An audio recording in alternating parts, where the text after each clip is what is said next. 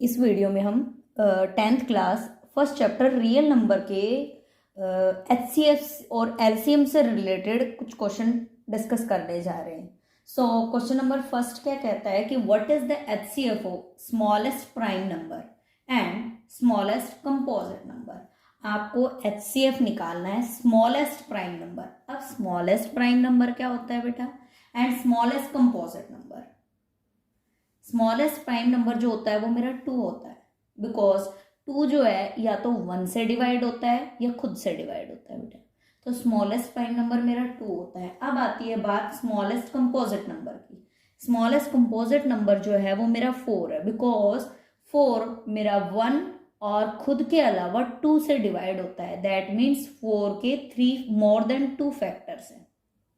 ठीक है बेटा।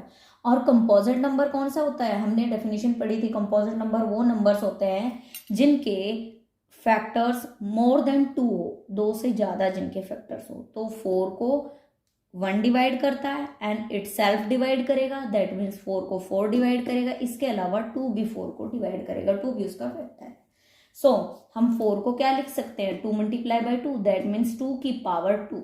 अब HCF क्या होता है बेटा, दोनों में से 2 की जो छोटी पावर है उसको आप HCF मानेंगे, दैट मीन्स 2 की पावर 1 लेंगे। LCM पूछा जाता तो आप क्या करते, 2 की पावर 2 लेते, दैट मीन्स 4 मेरा LCM होता।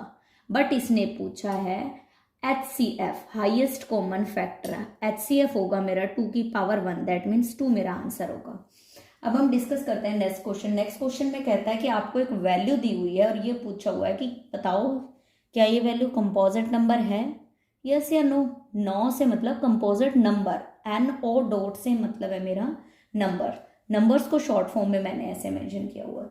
अच्छा, अब इतना बड़ा क्वेश्चन देख के बच्चा सोचता है कि मैं इसको कैसे डिवाइड। आपने डिवाइड नहीं करना है बेटा, आपने सीधा इस पर डिविजिबिलिटी रूल अप्लाई करना है। एंड 5 का डिविजिबिलिटी रूल क्या कहता है, अगर यूनिट प्लेस आपका 0 हो या 5 हो तो वो नंबर 5 से डिवाइड हो जाएगा। बट इस वैल्यू का यूनिट प्लेस मेरा 5 है, दैट मीन्स वो 5 की डिविजिबिलिटी की जो कंडीशन है उसको पूरा करता है कि इसके यूनिट प्लेस पे 5 है। तो यूनिट प्लेस पे 5 है तो हमने क्या करना है, सो बाय डिविजिबिलिटी रूल हम क्या कह सकते हैं कि ये जो वैल्यू है ये 1 के और खुद के अलावा 5 से भी डिवाइड हो सकती है। सो ऑब्वियसली ये कंपोजिट नंबर होगी ना, बिकॉज ये 1 और खुद के अलावा 5 से और डिवाइड हो रही है। So this is a composite number. ये पूरी वैल्यू जो है वो एक कंपोजिट नंबर है, वही हमसे पूछा गया था। अगर इस टाइप से कोई क्वेश्चन कितने ही बड़े टर्म में दिया हो, आपने सिर्फ उस पर डिविजिबिलिटी रूल अप्लाई करना है एंड देन बता देना है कि वो वैल्यू आपकी कंपोजिट नंबर है या नहीं है। नेक्स्ट क्वेश्चन क्या कहता है, द लार्जेस्ट नंबर या फिर आपने greatest number which divide 70 and 125 leaving remainder 5 and 8।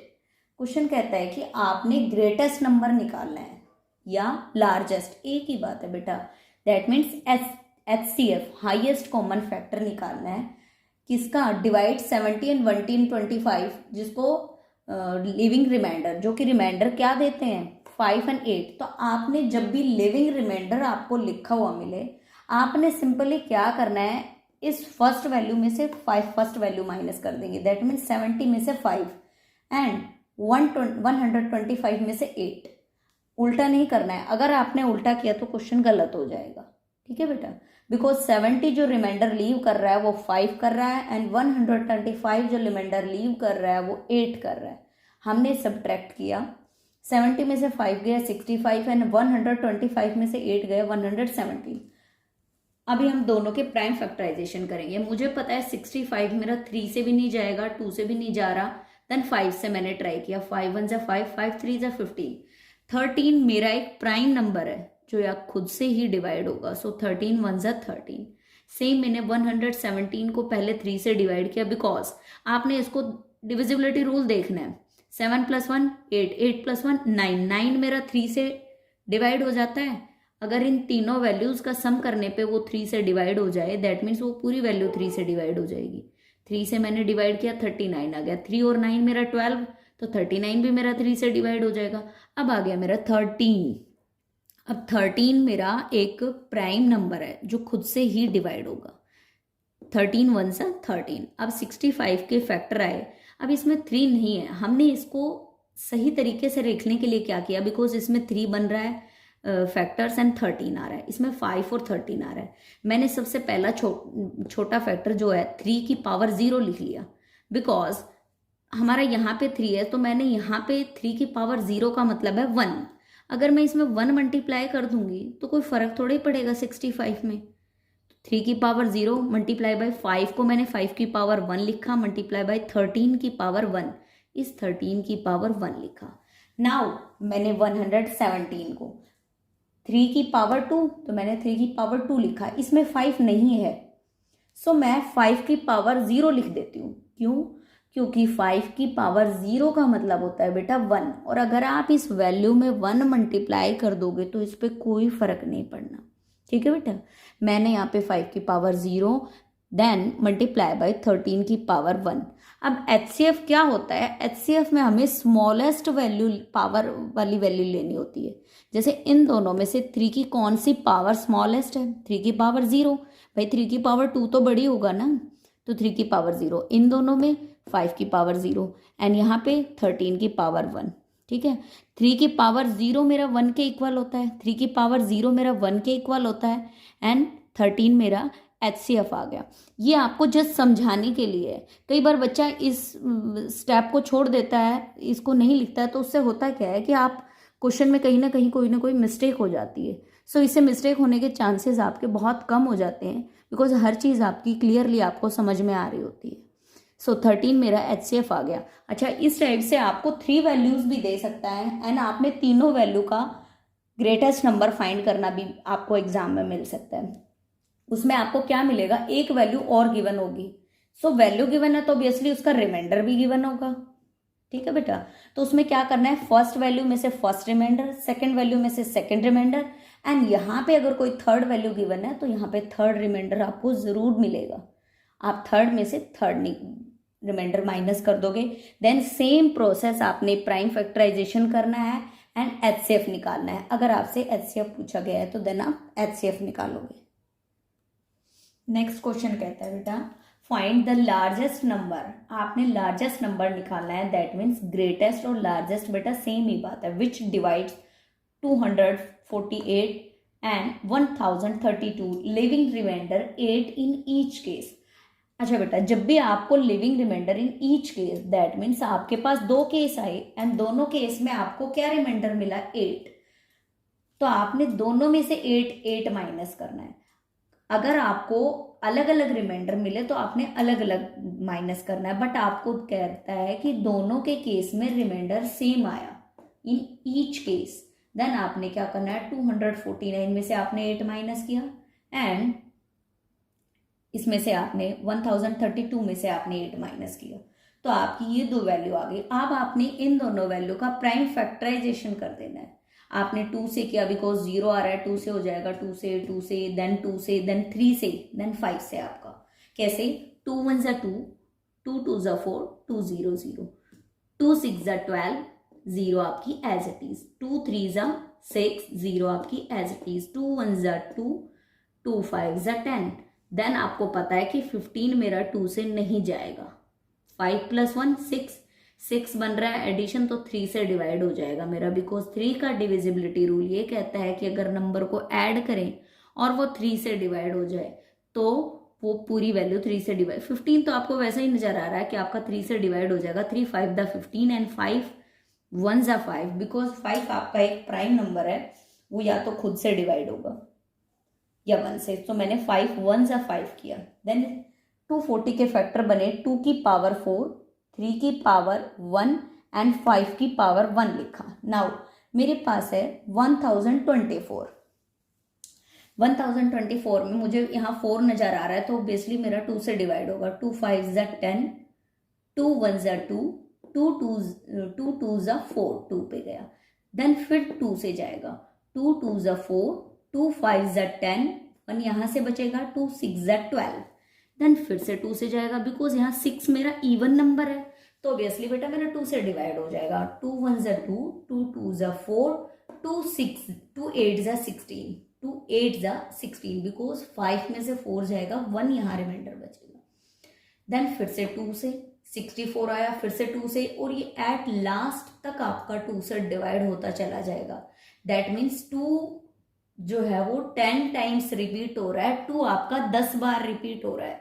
2 की पावर 10, 3 तो इसमें है ही नहीं, तो आप क्या लिखोगे, 3 की पावर 0, 5 भी आपका इसमें नहीं है, 5 की पावर 0। देन आपने क्या करना है, एचसीएफ में आपको पता है स्मॉलेस्ट वैल्यू लेनी होती है, स्मॉलेस्ट पावर लेनी होती है। तो 2 की दोनों में से स्मॉलेस्ट पावर कौन सी है, 2 की पावर 4, एंड 3 की स्मॉलेस्ट पावर 3 की पावर 0, और 3 की पावर 0 किसके इक्वल होता है, 1 के। 5 की पावर 0, 5 की पावर 0 किसके इक्वल होता है, 1 के। तो 2 की पावर 4, 2 की पावर 4 होती है बेटा 16। अगर 2 को आप 4 टाइम्स लिखोगे एंड मल्टीप्लाई करोगे तो आपको 16 मिलेगा। सो 16 आपका एचसीएफ है, जो कि इसका आंसर है। हमें बस ध्यान रखना है कि ईच केस, जिस भी आप क्वेश्चन में आपको leaving remainder in each case मिलेगा, तो आपने जितनी भी वैल्यूज गिवन है, अगर आपको यहाँ पे 3 वैल्यूज गिवन दे तो तीनों में से आपने 8 माइनस करना होता है, बट यहाँ पे आपको सिर्फ 2 वैल्यू गिवन है, तो आप दोनों में से 8 माइनस करोगे, देन प्राइम फैक्टराइजेशन करोगे, देन आपने उनका एचसीएफ निकालना है। एचसीएफ मतलब होता है highest common factor, greatest number में एंड लार्जेस्ट नंबर में आपने एचसीएफ निकालना है, ग्रेटेस्ट कॉमन फैक्टर। एचसीएफ में आपने क्या करना है, जो स्मॉलेस्ट वैल्यू होगी, स्मॉलेस्ट पावर जो होगी वो आप लिखोगे। आपने उल्टा नहीं करना है, एलसीएम नहीं निकालना है इसका। एलसीएम में आप सबसे बड़ी पावर लिखते हैं, बट एचसीएफ में दोनों में से जो पावर स्मॉल है वो आपने लिखनी है यहाँ। Then we get the answer. Next question कहता है, if n is a natural number then 2 into 5 की पावर n प्लस 6 की power n always end with, किससे एंड होगा। आपने बताना है कि अगर 5 की पावर n और 6 की पावर n ले लें और उसको 2 से मल्टीप्लाई करें, तो जो नंबर आएगा वो किससे एंड होगा। ठीक है बेटा, वो नंबर आपका 2 से एंड होगा। अच्छा, अब आपको कैसे पता चलेगा कि वो नंबर 2 से एंड होगा। बेटा थोड़ा सा आप इस क्वेश्चन को समझिए, यहाँ पे क्या लिखा हुआ है, putting n is equal to 1। अगर आप n को 1 पुट करते हो यहाँ पे इक्वेशन 1 में, तो 2 इंटू 5 की पावर 1 प्लस 6 की पावर 1, तो 5 की पावर 1 5 होगा, 6 की पावर 1 6, 5 प्लस 6 11, 11 को अगर आप 2 से मल्टीप्लाई करोगे 22। दैट मीन्स आपका एंड विद डिजिट क्या आया, आखिरी अक्षर 2, भाई यूनिट प्लेस आपका 2 आया ना।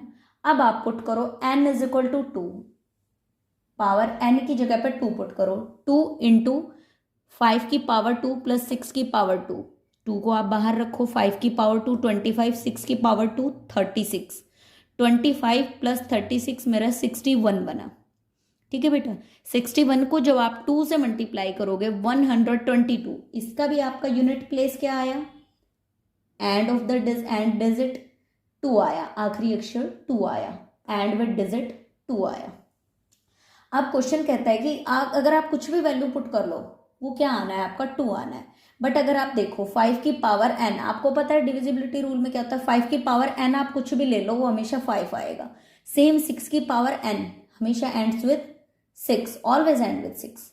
सो 5 प्लस 6, अगर आप यहाँ पे 5 की पावर n के प्लेस पे 5 पुट कर दो एंड 6 की पावर n के प्लेस पे 6 पुट कर दो, तो 2 मल्टीप्लाई बाई 11 दैट मीन्स 22, इसमें भी आपका 2 आ रहा है। तो सीधी सी बात है बेटा, अगर किसी वैल्यू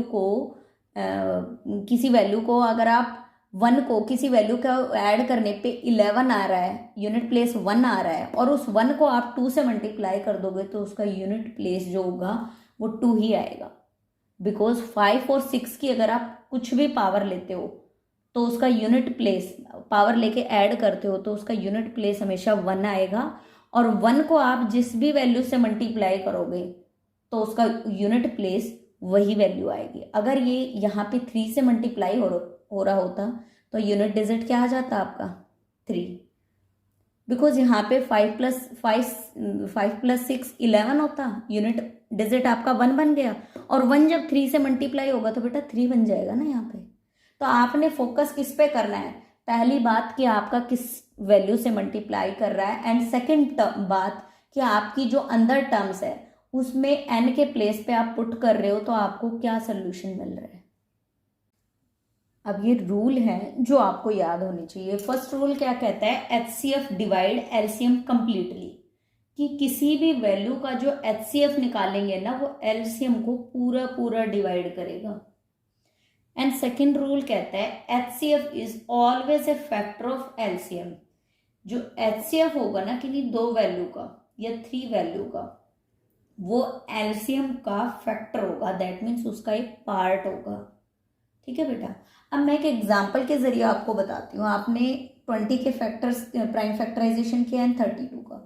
20 के फैक्टर्स आपके आए 2 की पावर 2 मल्टीप्लाई बाय 5 की पावर 1, एंड यहाँ मैंने लिखा 2 मेरा 5 टाइम्स रिपीट हो रहा है तो 2 की पावर 5 मल्टीप्लाई बाय 5 की पावर 0। अब मैं सबसे पहले HCF फाइंड करती हूँ। HCF में हमें क्या करना है, 2 की स्मॉल पावर लेनी है, दैट मीन्स 2 की पावर 2 ली दोनों में से, एंड इन दोनों में 5 की पावर 0 स्मॉल है तो 5 की पावर 0 मतलब 1। ठीक है बेटा, दैट मीन्स 2 की पावर 4 मेरा HCF आ गया। अब बात आती है LCM की। LCM में हम क्या लेते हैं, जो पावर बड़ी होती है वो लेते हैं हम। 2 की पावर 5 लेंगे हम, एंड 5 की पावर दोनों में से बड़ी कौन सी है, 5 की पावर 1। 2 की पावर 5 मेरा 32 है, 32 में 5 मल्टीप्लाई करेंगे 160। अब हम इसके ऊपर अप्लाई करके देखते हैं इन दोनों रूल्स को, नोट जो नोट मैंने आपको लिखवाए। पहला नोट कहता है HCF divides LCM completely. LCM क्या है 160, 160 को HCF डिवाइड करेगा, 4 डिवाइड करेगा पूरा पूरा, बिल्कुल कर रहा है बेटा। 160 को 4 4 जा 16 एंड 0 40 पे पूरा पूरा डिवाइड कर दे रहा है, हमारा रिमाइंडर 0 आएगा इसमें। अब 4 जो है, सेकंड रूल क्या कहता है, HCF is a factor of LCM। 4 मेरा HCF है जो कि किसका फैक्टर है, 160 का फैक्टर है। अगर आप 160 के प्राइम फैक्टर करोगे ना बेटा तो 4 उसमें जरूर आएगा। ठीक है बेटा, अब एक क्वेश्चन लेके देखते हैं, आपके एग्जाम में आया हुआ क्वेश्चन है।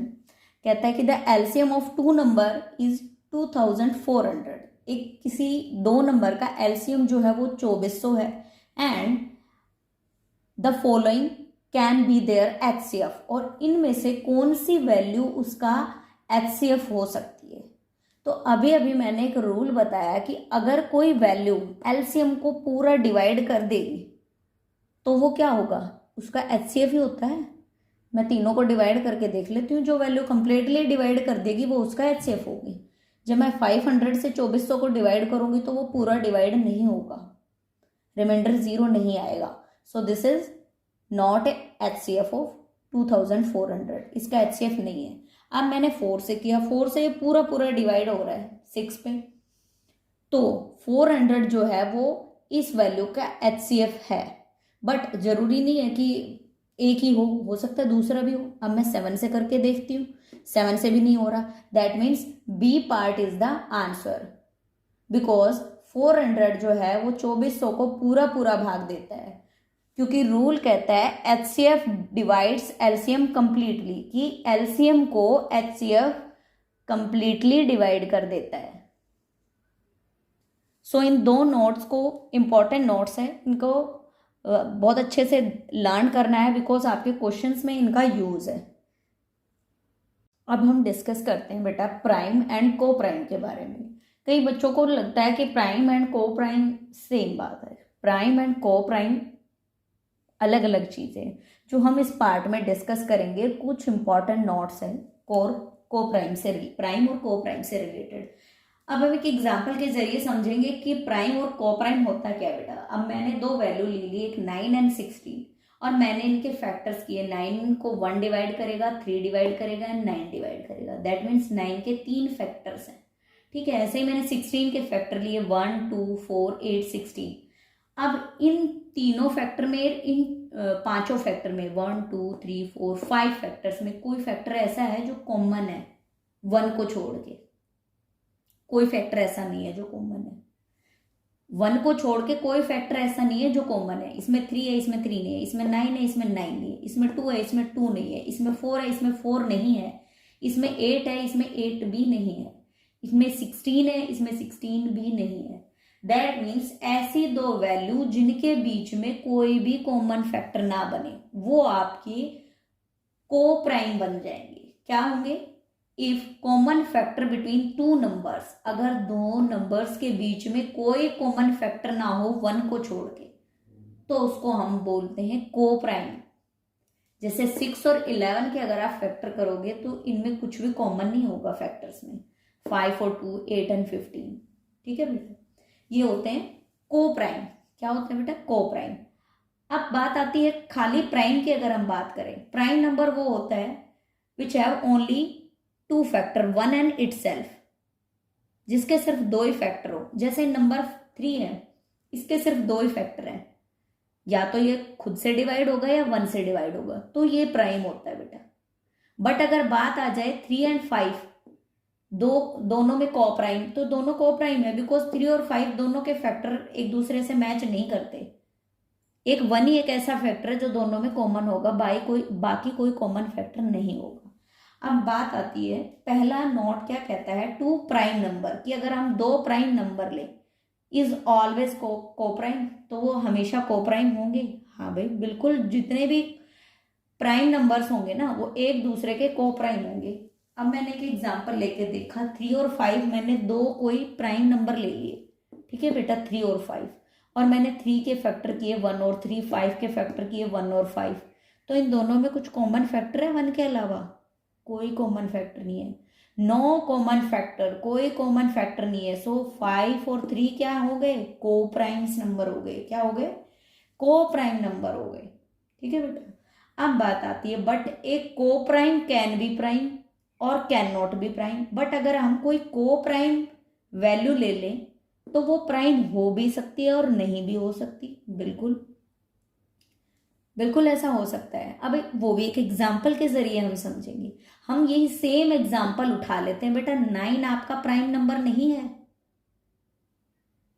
भाई। 9 आपका प्राइम नंबर कैसे हो सकता है? 9 1 से भी डिवाइड हो रहा है, खुद से भी हो रहा है, 3 से भी हो रहा है, तो जिसके फैक्टर 2 से ज्यादा हो गए वो प्राइम नंबर तो हो ही नहीं सकता, वो तो कंपोजिट नंबर बन जाएगा। लिखा भी हुआ है, but this is not a prime number, this is a composite number which है मोर देन 2 फैक्टर। इसके 2 से ज्यादा फैक्टर है, तो 9 तो प्राइम नंबर हो ही नहीं सकता। 9 क्या है? कंपोजिट नंबर है, प्राइम नहीं है। 16 क्या है? कंपोजिट नंबर है, प्राइम नंबर नहीं है। तो हमने दो को प्राइम नंबर लिए और उन दो को प्राइम नंबर को हमने क्या बोल दिया कि जरूरी नहीं है कि जितने भी को प्राइम नंबर है वो आपके प्राइम ही हो, वो नहीं भी हो सकते, हो भी सकते, दोनों केस आप में क्रिएट हो सकते हैं। बट मैंने जो केस डिस्कस किया है वो नहीं हो सकते का किया है, बिकॉज 9 और 16 दो ऐसी कंपोजिट वैल्यू है जो एक दूसरे के को प्राइम है। बट 9 और 16 प्राइम नंबर नहीं है। 9 आपका 2 से ज्यादा फैक्टर्स हैं एंड 16 के भी 2 से ज्यादा फैक्टर है, तो 9 ना तो 9 प्राइम नंबर है ना ही आपका 16 प्राइम नंबर है। ये को प्राइम जरूर है 9 एंड 16। को प्राइम इसलिए है क्योंकि दोनों के फैक्टर, कोई भी फैक्टर कॉमन नहीं है 1 को छोड़ के। इन दोनों में कोई फैक्टर कॉमन नहीं आ रहा 1 को छोड़ के, इसलिए इनको हम को प्राइम बोलेंगे। ठीक है बेटा। सो ये दो रूल आपके क्वेश्चंस में बहुत अप्लाई होंगे। Two prime number is always coprime, दो प्राइम नंबर हमेशा को प्राइम होंगे, बट जरूरी नहीं है कि दो को प्राइम नंबर प्राइम हो। वो प्राइम हो भी सकते हैं and can not be prime, वो प्राइम आपके हो भी सकते हैं एंड नहीं भी हो सकते। ठीक है बेटा। इन दोनों नोट्स, ये दोनों नोट जो है आपको प्रॉपरली लर्न होने चाहिए, बिकॉज आपके एग्जाम में assertion and reason related question आते हैं। वो क्वेश्चन आप तभी कर पाओगे जब आपका बेसिक क्लियर होगा। और बेसिक क्लियर कब होगा? जब आपको हर चीज का डेफिनेशंस पता है, आपको उनका डीपली नॉलेज है। नेक्स्ट नोट क्या कहता है कि 2 is the only even prime number. 2 एक इवन प्राइम नंबर है, ओनली इवन प्राइम नंबर है। एकमात्र 2 ही ऐसा नंबर है जो कि इवन प्राइम नंबर है। अब इससे रिलेटेड एक क्वेश्चन आया, if n is an even prime number then आपने वैल्यू फाइंड करनी है 2 into 7 to the power n plus 8 to the power n ends with, किससे एंड होगा आपका? अब इस टाइप का क्वेश्चन देख के आप कंफ्यूज हो जाते हो अगर आपको यही नहीं पता कि 2 is the only even prime number, क्योंकि इसने क्या लिखा है, इवन प्राइम नंबर। सो आप क्या पुट करोगे एन के प्लेस पे, 2, putting N is equal to 2, इसको आप इक्वेशन 1 मानो एंड एन के प्लेस पे 2 पुट कर दो। 2 bracket start 7 to the power 2 plus 8 to the power 2, 7 की पावर 2 आपकी 49 एंड 8 की पावर 2 64। आपने दोनों को ऐड किया 113, देन 2 से मल्टीप्लाई करेंगे 226 आ गया। तो 6 आपका जो है एंड विद डिजिट 6 है, दैट मीन्स यूनिट प्लेस पे आपका 6 है। और यही पूछा गया है कि एंड विद क्या है, किससे एंड होता है ये। तो बट अगर आपको यही नहीं पता होगा कि ओनली इवन प्राइम नंबर होता क्या है या इवन प्राइम नंबर होता क्या है, तो आपके लिए क्वेश्चन बहुत टफ है। बट आपने अगर अपना बेसिक क्लियर कर लिया, आपको पता है कि 2 ही एक इवन प्राइम नंबर है और कोई नहीं है, तो आपके लिए क्वेश्चन 2 मिनट का है। सो ये नोट आपने ध्यान रखना है, इस नोट के बेस पे भी आपके क्वेश्चन आ सकते हैं and you can solve this question easily.